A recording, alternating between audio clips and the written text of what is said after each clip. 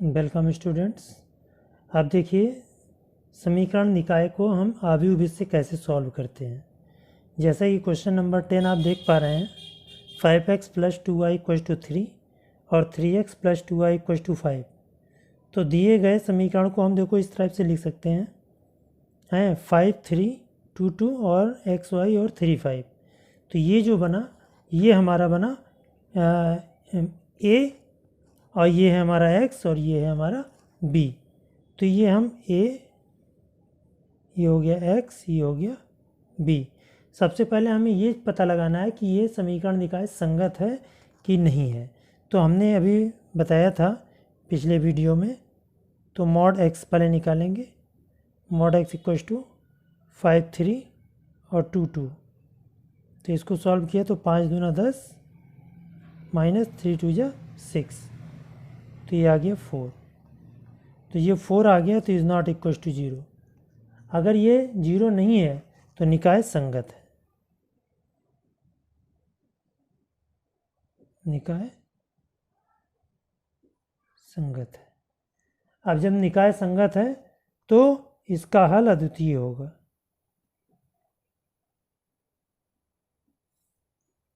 अद्वितीय होगा, अद्वितीय का मतलब एक विशेष हल होगा, अद्वितीय होगा। अब देखो कैसे होगा। तो अगर हम इसको इस तरह लिख दें x = A 1 b, तो हमारी x की वैल्यू आएगी क्योंकि हमें x और y की वैल्यू निकालनी है। तो इसका सबसे पहले हम एडजॉइंट निकालेंगे। तो एडजॉइंट निकालने के लिए क्या करेंगे, पहले हम इसका सहखंडज निकालेंगे। आव्यूह A के सहगुणनखंड, आव्यूह A के सहगुणनखंड, सहगुणनखंड A11 -1 की पावर 1 + 1। और देखो पहला रो पहला कॉलम छोड़ दिया तो ये बचा 2, तो यहाँ पर हमने 2 लिख लिया। तो -1 की पावर 2 × 2 यानी 2। अब A22 A12, तो -1 की पावर 1 + 2। अब इसका रो और ये कॉलम छोड़ दिया तो बचा 3, तो यहाँ बचा 3। तो ये आंसर आ गया -3। ठीक है। अब A21 निकाल लो, -1 की पावर 2 + 1। ठीक। अब 21 का मतलब ये रो और ये कॉलम छूटा थी, बचा 2। तो -1 की पावर 3 यानी -2। अब A22 निकाल लेंगे। A22 यानी 2 + 2 और क्या बचेगा 5। तो इसका रिजल्ट आ गया 5। अब हम एडजॉइंट ए निकालने, एडजॉइंट ए निकालने के लिए सहखंडजों को जो हमें लिखना है, तो देखो एक हो गया 2 -3 और -2 और 5। इसका ट्रांसपोज निकाल लें तो 2 -3 -2 और 5, ये हमारा एडजॉइंट ए आ गया। आप इसको डायरेक्ट भी कर सकते हैं। जैसे एडजॉइंट ए निकालना है तो जो हम इसको कॉलम में रो में लिख रहे हैं उसको हम डायरेक्ट कॉलम में लिख दें, हमारा एडजॉइंट ए आ जाएगा। अब हम A 1 निकालेंगे। A 1 = adjoint A upon mod A. Mod A की वैल्यू कितनी आई है हमारी, ये आई है 4 और एडजॉइंट ए आया 2 -2 -3 5। ठीक है, ये वैल्यू आ गई। अब हम ये हमारा एडजॉइंट A 1 आ गया। अब चूंकि हमें x की वैल्यू निकालनी है, x = A 1 b, और x की वैल्यू क्या है x y, और A 1 की वैल्यू आ गई 1/4 2 -2 -3 5। और b की वैल्यू क्या आई है, b की वैल्यू हमारी ये आई है 3 5। तो 3 5 यहाँ लिख दिया। ठीक है, अब हम क्या करेंगे, 1/4 ऐसे ही लिखा रहने दो। चाहो तो इसमें मल्टीप्लाई भी कर सकते हो सारे एलिमेंट में, या 1/4 ऐसे लेने दो, इन दोनों को मल्टीप्लाई कर लो, पहला रो और पहला कॉलम। तो 2 3 या 6 और 5 2 या 10, तो ये हो जाएगा 6 - 10, और इस रो को इससे मल्टीप्लाई करेंगे तो -9 और प्लस का 25, ये आया। तो आ गया 1/4। इसको अगर हम सिंप्लीफाई करेंगे तो -4 और यहाँ बचेगा 16। तो अगर हम इस 4 से यहाँ डिवाइड कर दें तो क्या आ जाएगा, ये आ गया -1 और ये आ गया 4। तो ये हमारा एक्स वाई की वैल्यू आई, एक्स और वाई। अगर करस्पॉन्डिंग एलिमेंट को हम कंपेयर कर दें, देयरफॉर एक्स बराबर आ गया -1 और वाई बराबर आ गया 4। ये क्वेश्चन नंबर आपका 10 था। आप क्वेश्चन नंबर 11 देख लिए। यहाँ पे 3 ऑर्डर का मैट्रिक्स बन रहा है ना। देखो करस्पॉन्डिंग जो निकाय से मैट्रिक्स हमारा बना, ए एक्स बी के फॉर्म में हमने बना दिया है, और इसमें एक जो मैट्रिक्स है वो 2 1 0 है, 1 -2 3 है, और 1 -1 और 5 है। तो हम पहले मॉड ए निकालेंगे। ये हमारा ए है, ये एक्स है, ये बी है। तो मॉड ए पहले निकाल लो। मॉड ए कैसे निकलेगा, ये आ गया 2 1 0, अब 1 -2 3 1 -1 और -5। इसको अगर हम सॉल्व करेंगे तो पहले 2 लिया और इसका हमने कैलकुलेशन किया, 5 2 या 10 और प्लस 3 1 या 3, एक फार्मूले का माइनस और एक ही माइनस प्लस हो गया, 10 + 3। और ये जो दूसरा है -1 के साथ लिखा जाएगा। अब ये कॉलम और ये रो छोड़ देंगे तो 1 5 या 5 -5 और -0, ये आ गया।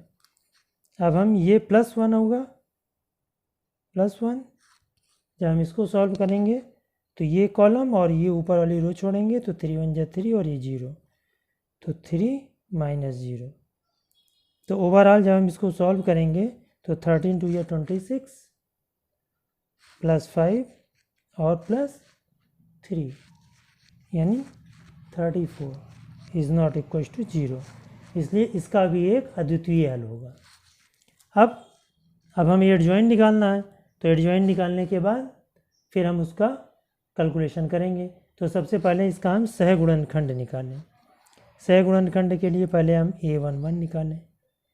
a11 मानी -1 की पावर 1 + 1, और देखो 1 1 का मतलब ये रो और ये कॉलम छूटेगा तो -2 3 और -1 5 यहाँ लिखा जाएगा, -2 3 और -1 और 5।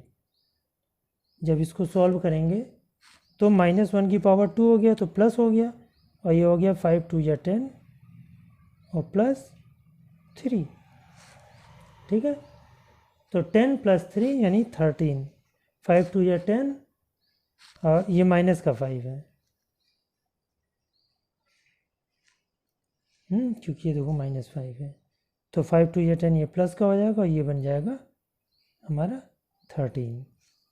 इसी तरह से a12 तो -1 की पावर 1 + 2, और 1 2 का मतलब ये, तो ये कॉलम और ये रो छूटेगा तो 1 0 -1 -5, 1 0 -1 और माइनस का 5। तो ये माइनस में आ जाएगा क्योंकि -1 की पावर 3 हुआ, और जब इसको सॉल्व करेंगे तो -5 और प्लस का 0, तो ये आ गया आंसर 5। अब a13 -1 की पावर 1 + 3, 1 3 का मतलब ये कॉलम ये रो, तो 1 0 -2 3, 1 0 और -2 3 ये हो गया, और -1 की पावर 4 मतलब प्लस हो गया, तो 3 -0 इसकी वैल्यू आ गई 3। इसी तरह से आप लोग और सॉल्व करेंगे तो a 2 1, तो -1 की पावर 2 + 1, तो 2 1 का मतलब ये रो और ये कॉलम छूटेगा, तो 1 3 और 1 -5, 1 3 1 -5, तो -1 की पावर 3, तो ये माइनस हो गया, तो ये हो गया -5 और -3 -8 और एक माइनस बाहर का, तो ये हो जाएगा +8। इस तरह से अब देखो हम डायरेक्ट कर दे रहे हैं, A21 हो गया। अब A22, जब A22 निकालोगे तो -10 आएगा। A23 की वैल्यू आएगी -6। इसी तरह से A31 निकाल लो, A31 की वैल्यू आएगी 1। A32 की वैल्यू आ जाएगी 3, और इसी तरह से A33 की वैल्यू आ जाएगी -5। तो इस तरह से अगर हम एडजॉइंट A निकालें, एडजॉइंट A, हमने ये बताया था कि अगर हम रो वाली चीज़ को हम कॉलम लिख दें तो हमारा डायरेक्ट एडजॉइंट बन जाएगा। तो हमारी रो में क्या आ रहा था, 13 5 और 3, तो ये हम रो में लिखते, फिर हम ट्रांसपोज करते तो इसको हम सीधे कॉलम में लिख दें। तो 13 5 3, अब दूसरे वाले को भी 8 -10 और -6, और तीसरा कॉलम 1 3 और -5, ये हमारा एडजॉइंट आ गया। अब हम A इन्वर्स निकाल लें। A इन्वर्स निकालने के लिए क्या करते हैं, adjoint A upon mod A। तो mod A की वैल्यू देखो हमने निकाल चुके हैं यहाँ पर 34, तो 1/34, और ये पूरा लिख दिया जाएगा। 13 5 3 8 -10 -6 और 1 3 -5। सबको समझ में आ रहा होगा। अब हम x = A इन्वर्स B कर लें। x है हमारा x y और z, और A इन्वर्स 1/34, 13 5 3 8 -10 -6 1 3 -5, और b की वैल्यू है 1 3/2 और 9। ठीक, ये आ गया। अब 1/34 ऐसे ही रहने दो। इसका हम प्रोडक्ट कर लेंगे फर्स्ट रो और फर्स्ट कॉलम, तो ये आ जाएगा 13 1 = 13, और 2 से 8 कट जाएगा, 4 2 = 8, तो यानी हो जाएगा 12 + 9, और दूसरी रो और ये कॉलम लेंगे तो ये आ जाएगा 5 -15 और प्लस का 27, और यहाँ हो जाएगा 3 माइनस का 9 माइनस का 45, ये आया। तो ये आ गया 1/34। इसको अगर हम कैलकुलेट करेंगे तो ये हो जाएगा 34 17 और माइनस का 51, और अगर हम 34 से हम इसको डिवाइड कर दें, सब कुछ डिवाइड हो जाएगा, तो ये आ जाएगा 34 से इसको डिवाइड करेंगे तो 1 केवल 1 बचेगा, 17 से 34 डिवाइड होगा 1/2 हो जाएगा, और 51 / 34, तो 17 दूना 34, 17 3 51, तो 3/2 आ जाएगा, और माइनस का आएगा।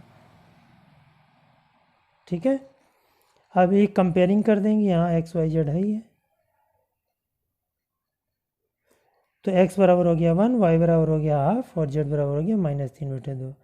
देयरफॉर x बराबर 1, y बराबर 1/2 और z बराबर -3/2।